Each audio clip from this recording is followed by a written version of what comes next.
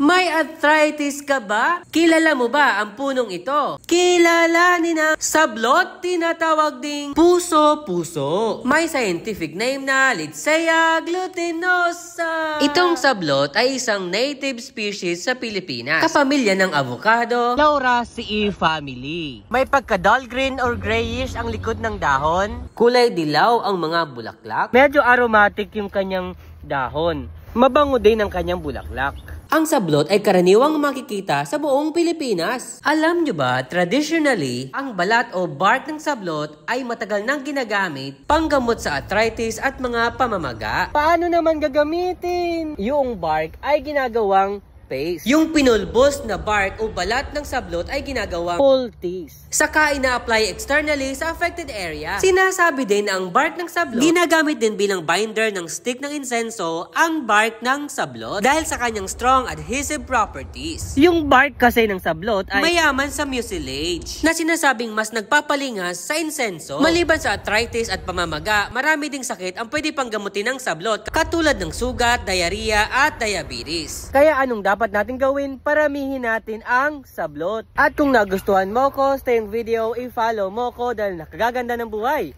ang may alam.